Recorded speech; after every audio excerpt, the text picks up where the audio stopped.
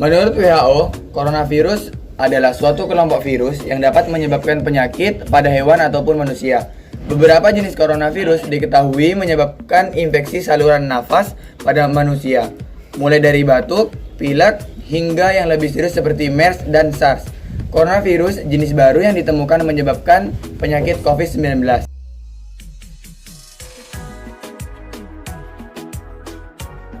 COVID-19 adalah penyakit menular yang disebabkan oleh virus coronavirus yang baru ditemukan, yakni SARS-CoV tipe 2. Virus baru dan penyakit yang disebabkannya ini tidak dikenal sebelum mulainya wabah di Wuhan, Tiongkok bulan Desember 2019.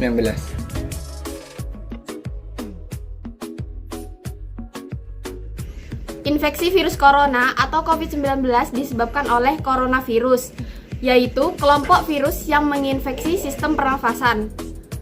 Pada sebagian besar kasus, coronavirus hanya menyebabkan infeksi pernapasan ringan sampai sedang seperti flu.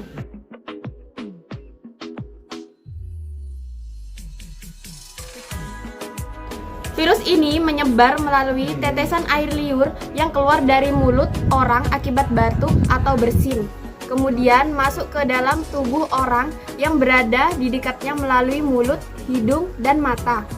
Virus kemudian masuk ke jalur pernapasan dan membran mukus di bagian belakang tenggorokan menempel pada sebuah reseptor di dalam sel dan mulai berkembang di sana. Virus ini mempunyai protein dengan ujung tajam yang membuat virus bisa menempel ke membran sel, dan dari situ materi genetis virus masuk ke sel tubuh manusia. Materi genetis tersebut kemudian membajak metabolisme sel dan membuat sel tidak lagi berkembang untuk kesehatan tubuh, melainkan untuk memperbanyak virusnya. Saat virus ini berkembang, mereka mulai menginfeksi sel-sel di sekitarnya.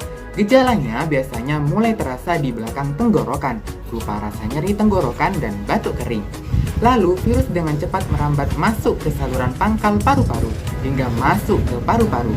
Proses ini merusak jaringan pada paru-paru, membuat jaringan ini membengkak sehingga lebih sulit bagi paru-paru untuk memasok oksigen dan menyalurkan keluar karbon dioksida.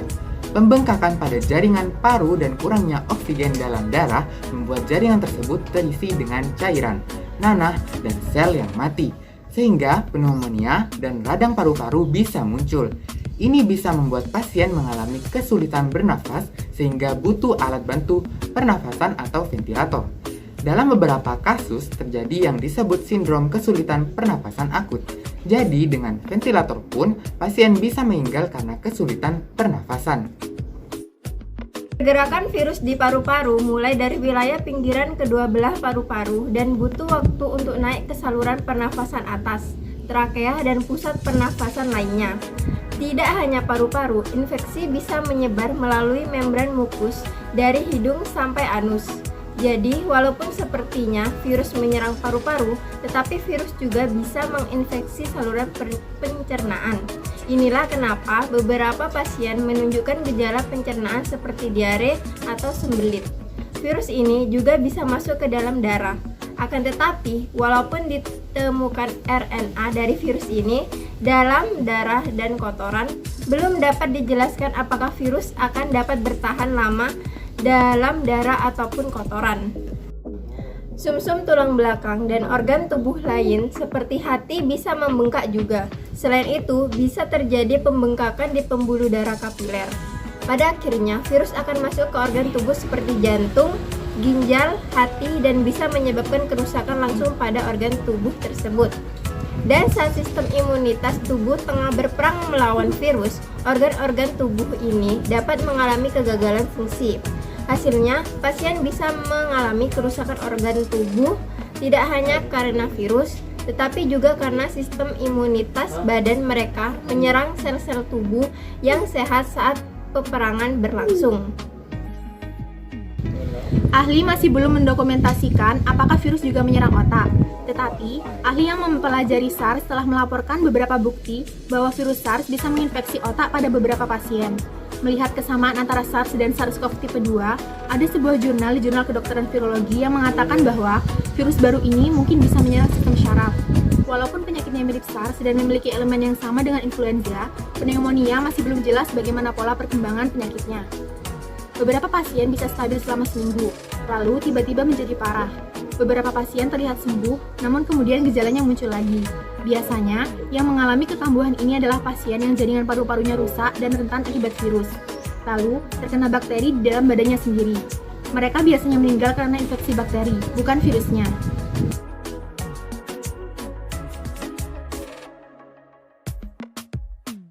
Gejala-gejala COVID-19 yang paling umum adalah demam, batuk kering, dan rasa lelah. Gejala lainnya yang lebih jarang dan mungkin dialami beberapa pasien meliputi rasa nyeri dan sakit, hidung tersumbat, sakit kepala, konjungtivitis, sakit tenggorokan, diare, kehilangan indera rasa atau penciuman, ruam pada kulit, atau perubahan warna jari tangan atau kaki. Pada umumnya, gejala mulai muncul sekitar 5 hingga 6 hari setelah terjadi pajanan. Tetapi, waktu kemunculan gejala ini dapat berkisar dari 1 hingga 14 hari. Sebagian besar atau sekitar 80% orang yang terinfeksi berhasil pulih tanpa perlu perawatan khusus. Sekitar 1 dari 5 orang yang terinfeksi COVID-19 menderita sakit parah dan kesulitan bernafas. Orang-orang lanjut usia dan orang-orang dengan kondisi medis penyerta seperti tekanan darah tinggi, gangguan jantung, dan paru-paru, diabetes atau kanker memiliki kemungkinan lebih besar mengalami sakit lebih serius. Namun siapapun dapat terinfeksi COVID-19 dan mengalami sakit yang serius.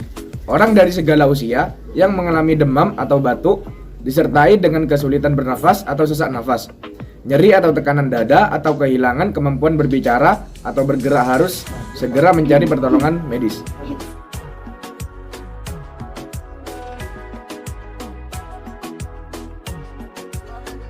Yang pertama, PCR swab. PCR swab adalah standar paling akurat untuk pengujian COVID-19. Tes ini mendeteksi penyakit dengan mencari jejak materi genetik virus pada sampel yang dikumpulkan melalui usap hidung atau tenggorokan. Tes PCR digunakan untuk mendeteksi secara langsung keberadaan antigen, bukan kehadiran respons imun tubuh atau antibodi, dengan mendeteksi RNA virus yang ada di dalam tubuh sebelum membentuk antibodi atau gejala penyakit muncul. Tes ini dapat mengetahui apakah seseorang memiliki virus sejak dini. Yang kedua, tes antigen. Seperti tes PCR, tes antigen juga membutuhkan usap hidung atau tenggorokan. Namun, tidak seperti tes PCR yang mencari materi genetik dari virus COVID-19. Tes antigen mencari protein yang hidup di permukaan virus. Proses ini kurang akurat ketimbang pengujian PCR, karena selain tidak banyak bahan kimia yang terlibat, juga kurang sensitif. Karenanya, hasilnya bisa jadi salah. Yang ketiga, tes antibodi atau tes darah. Tes ini digunakan untuk mencari antibodi terhadap virus corona. Antibodi adalah protein yang diproduksi oleh sistem kekebalan untuk melawan penyerangan asing seperti virus. Tes antibodi COVID-19 tidak dapat mendiagnosis infeksi virus corona aktif. Jenis tes ini hanya mendeteksi apakah kita pernah mengalami infeksi di masa lalu. Pasalnya, antibodi tidak dapat dideteksi sampai beberapa hari setelah infeksi dimulai. Jenis tes ini juga tidak disarankan untuk mendeteksi COVID-19 hingga pasien mengalami gejala minimal dalam waktu 14 hari.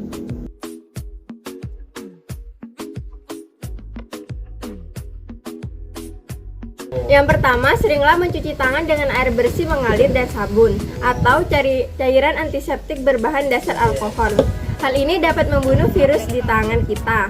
Selalu kenakan masker kemanapun dan dimanapun. Yang kedua, jaga jarak setidaknya 1 meter dengan orang lain, karena ketika seorang batuk, bersin, atau bicara, orang tersebut mengeluarkan percikan dari hidung atau mulutnya, dan percikan ini dapat membawa virus. Yang ketiga, hindari pergi ke tempat-tempat ramai. Keempat, hindari menyentuh mata, hidung, dan mulut. Tangan yang terkontaminasi dapat membawa virus ini ke mata, hidung, atau mulut yang dapat menjadi titik masuk virus ini ke tubuh. Yang kelima, pastikan kita dan orang-orang di sekitar kita menjalankan etika batuk dan bersin dengan cara menutup mulut dan hidung dengan siku terlipat atau tisu saat batuk atau bersin. Yang keenam, tetaplah tinggal di rumah dan lakukan isolasi mandiri meskipun hanya memiliki gejala ringan seperti batuk, sakit kepala, dan demam ringan sampai sembuh. Jika harus meninggalkan rumah, kenakan masker untuk menghindari penularan ke orang lain. Yang ketujuh, jika ada gejala demam, batuk, dan kesulitan bernafas, segeralah cari pertolongan medis dan tetap memberitahukan kondisi terlebih dahulu. Ikuti arahan dinas kesehatan setempat. Yang kedelapan, Tetap ikuti informasi terbaru dari sumber terpercaya seperti WHO, Dinas Kesehatan Daerah, dan Kementerian Kesehatan.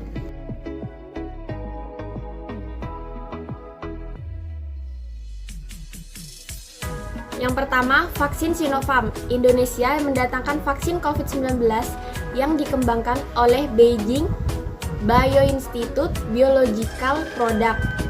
Vaksin COVID-19 Sinovac ini adalah salah satu vaksin gotong royong yang akan digunakan di Indonesia.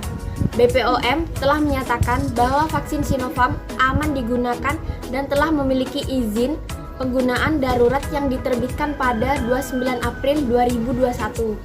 Suntikan dosis pertama dan kedua, jedanya disarankan antara 3 hingga 4 minggu. Dan WHO merekomendasikan vaksin Sinovac untuk dewasa di atas 18 tahun. Vaksin ini memiliki kemanjuran 78%. Yang kedua, vaksin CanSino. Vaksin CanSino adalah vaksin pertama yang mengantongi hak paten oleh pemerintah Cina pada tanggal 11 Agustus 2020 lalu. Vaksin COVID-19 buatan Cina ini dibuat oleh CanSino Biologis. Vaksin CanSino hanya memerlukan 1 suntikan atau 1 dosis saja dan dapat memberikan perlindungan atau efikasi vaksin sebesar 65-69%. Yang ketiga, vaksin Moderna. Indonesia juga akan menggunakan vaksin Moderna. Vaksin COVID-19 berbasis messenger RNA atau mRNA. Ini adalah vaksin buatan perusahaan modern asal Amerika Serikat. Vaksin mRNA ini dapat memberikan perlindungan dengan hingga 80,2% setelah 1 dosis, sedangkan 2 dosis vaksin Moderna. Efikasi vaksin COVID-19 ini bisa mencapai 95,6% pada orang yang berusia 18 hingga 65 tahun. 4. Vaksin AstraZeneca. Vaksin COVID-19 yang dikembangkan para peneliti di University of Oxford dan AstraZeneca dari Inggris disebut memberikan manfaat dalam melindungi dari infeksi virus corona. Laporan pembekuan darah setelah vaksin ini disuntikkan banyak disampaikan sejumlah negara. Beberapa negara pun menangguhkan penggunaan vaksin AstraZeneca. Efikasi vaksin AstraZeneca menawarkan perlindungan hingga 64,1% setelah 1 dosis suntikan dan 70,4% setelah suntikan kedua. Yang kelima, vaksin Sinovac. Vaksin ini adalah vaksin COVID-19 pertama yang digunakan di Indonesia. Vaksin ini dibuat dari partikel virus corona penyebab COVID-19, SARS-CoV tipe 2 yang dimatikan. Selanjutnya, vaksin ini akan memicu sistem kekebalan tubuh terhadap virus corona tanpa menimbulkan respon penyakit yang serius. Kemanjuran vaksin yang disebut CoronaVac ini berdasarkan uji klinis fase 3 di Indonesia menunjukkan efikasi vaksin COVID-19 sebesar 65,3%.